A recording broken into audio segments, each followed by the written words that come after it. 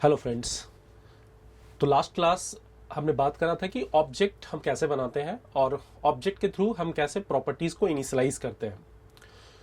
Properties से मेरा मतलब वेरिएबल से है। तो आज हम लोग जो बात करने वाले हैं वो वेरिएबल्स के बारे में बात करने वाले हैं, क्योंकि लास्ट वीडियोस में मैंने आपसे कहा था कि ऑब्जेक्ट के थ्रू प्रॉपर्टीज़ को हम इनिशियलाइज कर सकते हैं।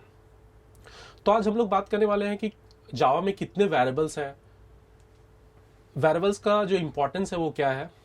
तो इसके बारे में हम लोग बात करते हैं। तो अगर हम वेरिएबल्स की बात करें और यहां पर अगर हम एक वेरिएबल डिफाइन करें int x is equal to 10 और एक वेरिएबल डिफाइन कर दें int y is equal to 20, तो एक्चुअली ये जो वेरिएबल्स हमने डिफाइन करे ये मेमोरी लोकेशन में, ये हमारा मेमोरी लोकेशन है। तो इस मेमोरी लोकेशन में ये वेरिएबल्स जाके स्टोर होते हैं रैंडमली।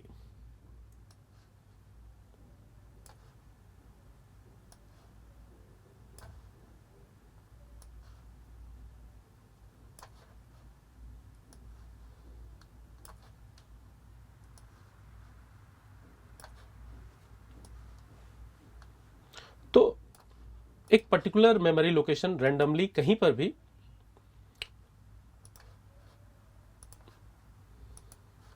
हम इस वेरिएबल को स्टोर करते हैं। लेट सपोज ये लोकेशन है और इस लोकेशन का जो नाम है वो है x, जो मैंने पहला वेरिएबल डिक्लेयर करा। ठीक उसी तरीके से एक दूसरे लोकेशन पे एक दूसरा वेरिएबल स्टोर हो रहा है और उस वेरिएबल का जो नाम है वो क्या है y। अगर हम इसके वैल्यूज की बात करें तो 10 में जो वैल्यू स्टोर है वो कौन सा वैल्यू स्टोर है 10, और y में जो वैल्यू स्टोर है वो कौन सा वैल्यू स्टोर है 20। अब यहां पे इंपॉर्टेंट चीज क्या है, अगर हम इसके डेफिनेशन की बात करें कि वेरिएबल्स एक्चुअली है क्या, अगर हम इसको डिफाइन करें तो a variable is a name given for the memory location.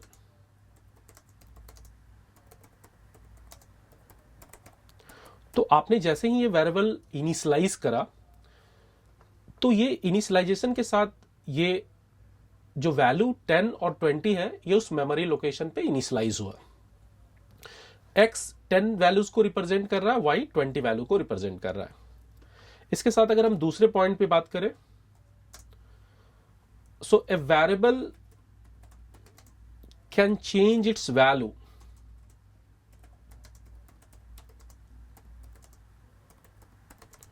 During the execution of the programme.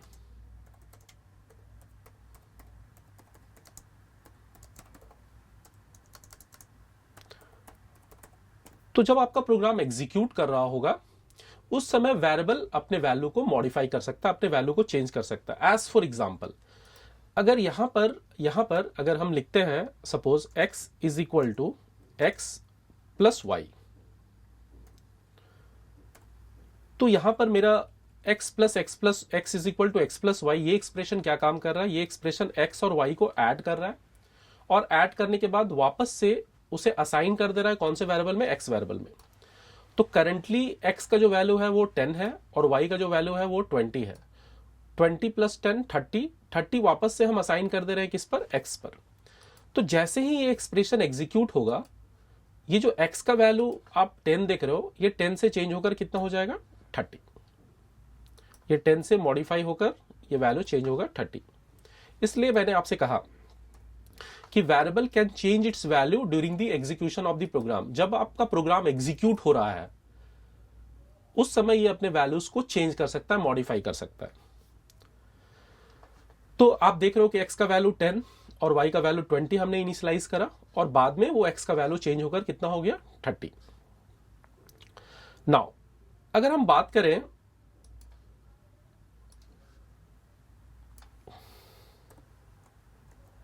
a variable will hold same kind of value till the end of the program.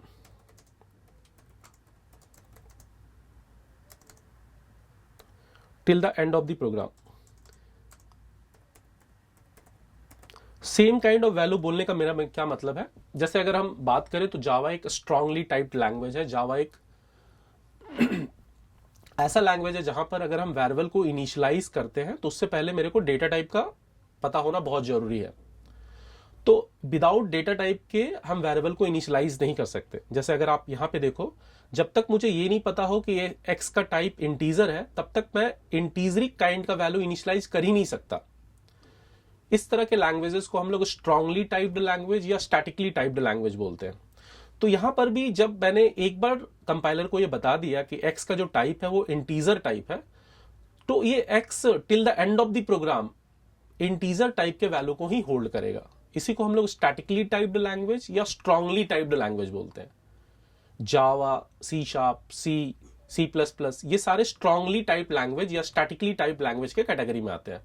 But अगर हम बात करें Python की, जावा script की, तो वहां पे ऐसा कोई डेटा टाइप का जरूरत नहीं है। और एक्स में आप पहले लाइन में सपोज आपने इंटीजर होल्ड करा, नंबर होल्ड करा, दूसरे लाइन में आप स्ट्रिंग होल्ड कर रहे हो, ये पॉसिबल है। बट यहां पर ये तीसरा जो पॉइंट है ये बता रहा है कि अगर आपने एक बार डिफाइन करा कि एक्स का टाइप इंटीजर है, तो फिर वो पूरे एंड, जब तक आपका प्रोग्राम एंड नहीं हो जाता तब तक वो इंटीजर टाइप का ही वैल्यू होल्ड करेगा या उस टाइप का वैल्यू होल्ड करेगा जो डेटा टाइप आपने स्पेसिफाई करा है at the time of declaration. अब अगर हम बात करें कि वेरिएबल्स के ड्रॉबैक क्या है, अगर आप बात करें drawbacks of variable,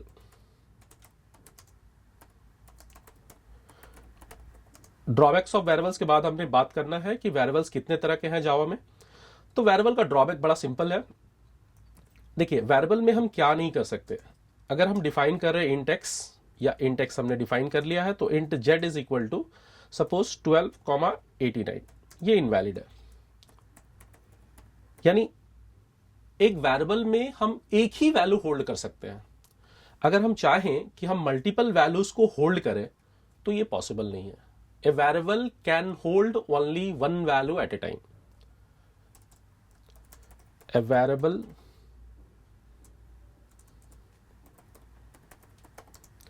can hold only one value at a time।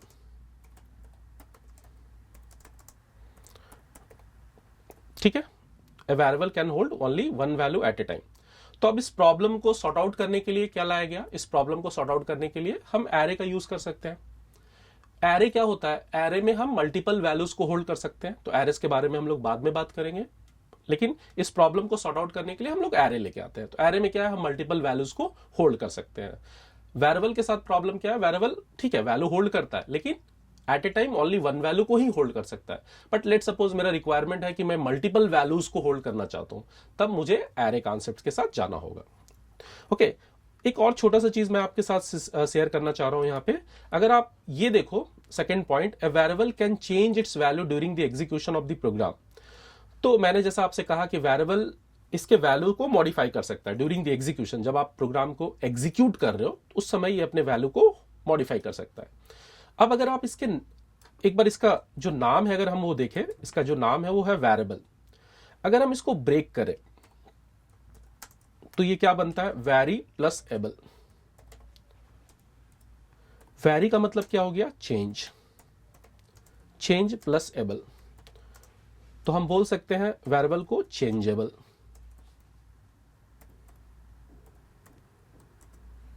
Changeable यानी हम इसके वैल्यू को during the execution of the program change कर सकते हैं। ठीक है, अब अगर हम बात करें कि जावा में कितने तरह के वेरिएबल्स हैं,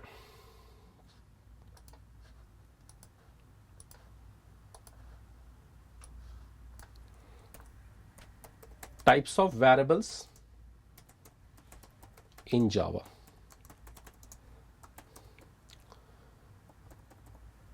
So based on the data type,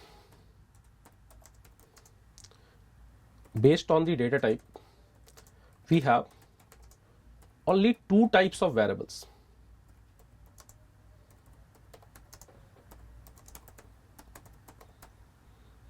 तो अगर हम डेटा टाइप के अकॉर्डिंग बात करें तो जावा में सिर्फ दो तरह के वेरिएबल्स हैं, सिर्फ दो तरह के। पहला वेरिएबल है प्रिमिटिव टाइप, या उसको हम बोलते हैं प्रिमिटिव वेरिएबल्स। इसका एक एग्जाम्पल अगर हम देखें तो हम बोल सकते हैं, जैसे मैंने अभी पिछले स्क्रीन में बात करा था, int x is equal to 23। ये कैसे वेरिएबल्स हो गए? ये प्रिमिटिव वेरिएबल्स हो गए। दूसरा जो कैटेगरी है वो क्या है? वो है reference variable. Reference variable, reference variable का अगर हम एग्जांपल लें तो अगर आपको याद होगा, मैंने पिछले वीडियोस में आपसे कहा था कि हम ऑब्जेक्ट कैसे बनाते हैं। तो यहां पर फिर से अगर हम लेट्स से मेरा एक क्लास है एम्प्लॉय, मेरा एक क्लास है एम्प्लॉय, लास्ट क्लास हमने स्टूडेंट का ऑब्जेक्ट क्रिएट किया था। तो चलो यहां पर अगर हम फिर से स्टूडेंट का ऑब्जेक्ट बनाते हैं, student S1 is equal to new student, student S1 is equal to new student. और पिछले वीडियोस में मैंने आपसे बात की थी, मैंने आपसे कहा था कि ये जो S1 है ये क्या है? ये रेफरेंस वेरिएबल है। ये S1 जो है ये रेफरेंस वेरिएबल है, ये प्रिमिटिव वेरिएबल्स है। तो based on the data types, ये बहुत इंपॉर्टेंट वर्ड है, based on the data types variables को हम दो कैटेगरीज में डिवाइड कर रहे हैं, primitive variables, reference variable. Okay, अब एक बहुत इंपॉर्टेंट चीज, based on the declaration, based on the declaration, based on the declaration position, यानी आप वेरिएबल को कहां पे डिक्लेयर कर रहे हैं, ये बहुत इंपॉर्टेंट पॉइंट है। आप वेरिएबल को किस किस पोजीशन पे डिक्लेयर कर, so based on the declaration position variables can be divided into 4 types, into 4 types। Just you please concentrate, यहां पे आप कॉन्सेंट्रेट करेंगे। डेटा टाइप्स के अकॉर्डिंग्स वेरिएबल सिर्फ दो तरह के हैं, प्रिमिटिव वेरिएबल्स, रेफरेंस वेरिएबल्स, जैसा कि मैंने एग्जांपल के साथ आपको बताया। अब based on the declaration position, यानी आप वेरिएबल को कहां पे डिक्लेयर कर रहे हो, आपने वेरिएबल को कहां पे डिक्लेयर करा है, उसके बेस्ड पर वेरिएबल्स को हम 4 तरीके में डिवाइड किए हैं। वो कौन सा 4 तरीका है? पहला जो तरीका है उसे हम बोलते हैं इंस्टेंस वेरिएबल। इंस्टेंस वेरिएबल को ही हम बोलते हैं non static field. Non static field, अब ये क्या होता है तो इसके बारे में बात करेंगे, फिर डिटेल में हम लोग बात करेंगे। आज हम सिर्फ टाइप्स ऑफ वेरिएबल बता रहे हैं, वरना वीडियो थोड़ा सा बड़ा हो जाएगा, लंबा हो जाएगा। तो इसके बारे में बात करेंगे कि इंस्टेंस वेरिएबल क्या होता है, कहां पे हम इसे डिक्लेयर करते हैं। दूसरा जो वेरिएबल है वो है class variable. Class variable, class variable को हम बोलते हैं स्टैटिक वेरिएबल या स्टैटिक फील्ड। तीसरा जो वेरिएबल है वो है लोकल वेरिएबल, लोकल वेरिएबल। और चौथा जो वेरिएबल है वो है पैरामीटर वेरिएबल। अब यहां पे थोड़ा सा कंट्रोवर्सी है, बहुत बारी हम इस लोकल वेरिएबल और पैरामीटर वेरिएबल को मिक्स कर लेते हैं। यानी किसी मेथड के अंदर, किसी फंक्शन के अंदर जब हम कोई वेरिएबल को डिक्लेयर और इनिशियलाइज करते हैं तो आप कहते हो वो लोकल वेरिएबल है। बट अगर मैं थोड़ा सा क्लियर करना चाहूं यहां पे, अगर आप ऑरेकल डॉक्यूमेंटेशन के साथ जाते हो और अगर ऑरेकल डॉक्यूमेंटेशन के थ्रू आप लिखते हो types of variable in Java,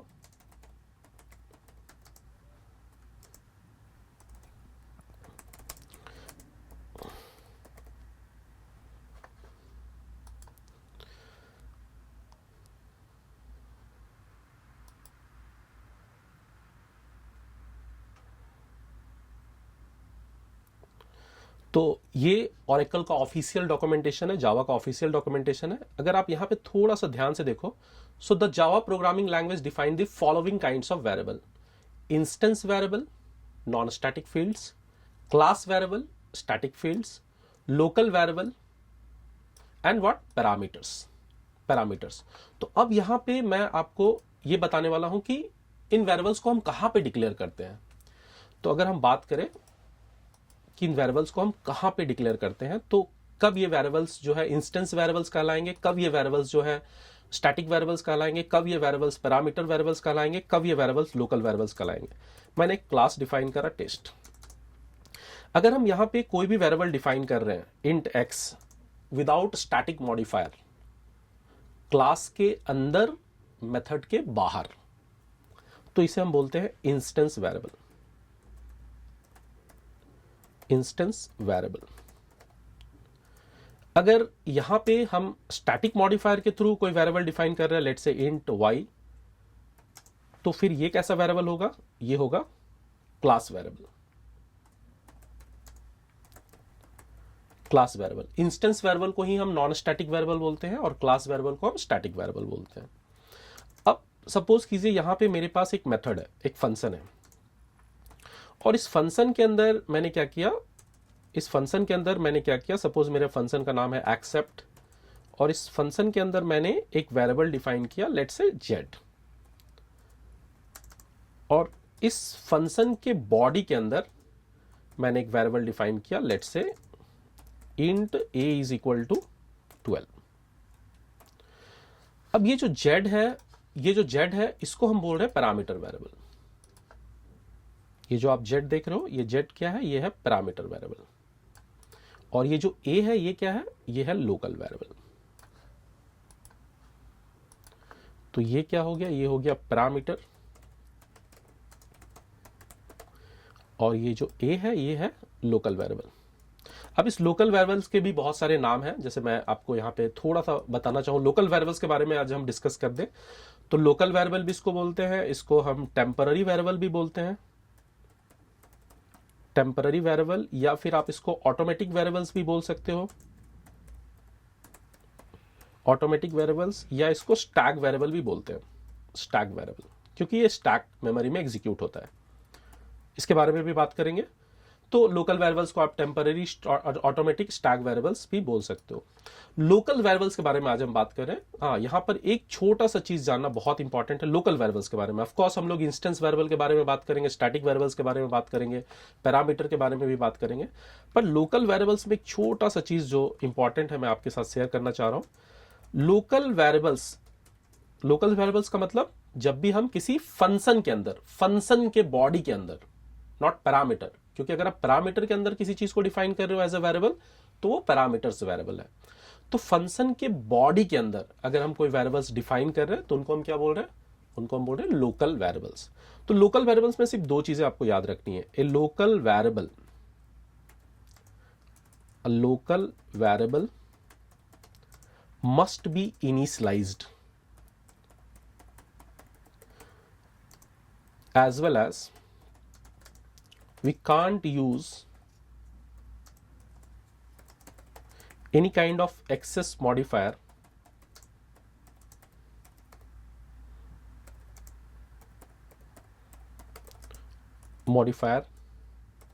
on local variable except final। तो फाइनल के अलावा आप किसी भी तरह का कोई मॉडिफायर लोकल वेरिएबल्स के ऊपर यूज नहीं कर सकते। और लोकल वेरिएबल को इनिशियलाइज करना बहुत ही इंपॉर्टेंट है। अगर आप उसे इनिशियलाइज नहीं करते हैं तो फिर वो एक कंपाइलेशन एरर देगा। जैसे मैं आपको एक प्रोग्राम के थ्रू दिखाना चाह रहा हूं। सपोज यहां पर मैंने एक क्लास ले लिया टेस्ट, और यहां पे मैंने एक फंक्शन के अंदर, जब भी हम फंक्शन के अंदर कोई वेरिएबल डिक्लेयर करते हैं तो हम उसे क्या बोलते हैं? हम उसे बोलते हैं लोकल वेरिएबल। और यहां पे सिंपली हम इस ए वेरिएबल को प्रिंट करना, इस ए वेरिएबल को हम यहां प्रिंट करना चाह रहे हैं, लेकिन हम इसे इनिशियलाइज नहीं कर रहे हैं। यहां पर मैंने क्या लिखा? मैंने लिखा ए वैल्यू इज प्लस ए। तो इसे मैं सेव करता हूं।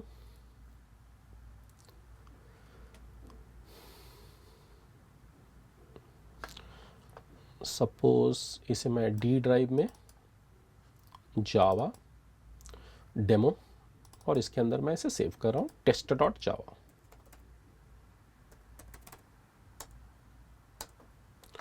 इसे कंपाइल करते हैं।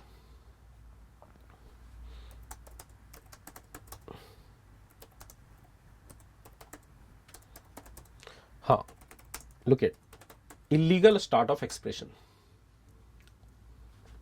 इसके साथ जब हम इसे कंपाइल करते हैं, जब हम local variable, look at a variable A might not have been initialised, variable A might not have been initialised. तो आपने एक वेरिएबल डिक्लेयर करा पर आपने उसे इनिशियलाइज नहीं करा, तो local variable must be initialise. जैसा कि मैंने यहां पर कहा आपसे कि a local variable must be initialise. और दूसरी जो चीज मैंने आपसे कही कि we can't use any kind of access modifier, तो इसे भी देख लेते हैं। तो यहां पर ये local variable must be initialise, आपने इनिशियलाइज करना ही करना है। अब अगर हम इसे कंपाइल करते हैं और अगर हम इसे एग्जीक्यूट करते हैं तो ए value is 12, perfect.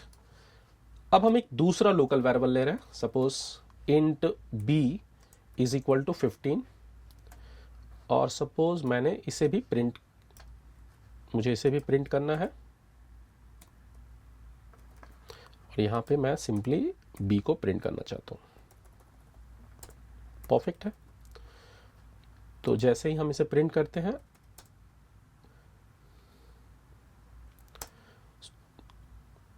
a value is 12, b value is 15। अब अगर हम चाहें कि यहां पर मैं पब्लिक यूज करूं,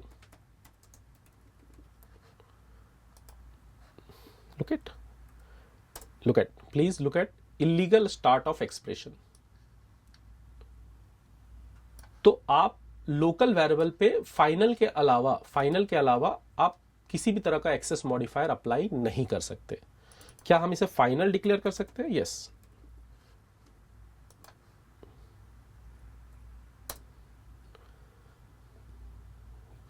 यस, कंपाइल हो रहा है और ये रन भी करेगा। एक और, क्या हम इसे प्राइवेट डिक्लेयर कर सकते हैं? बिल्कुल नहीं।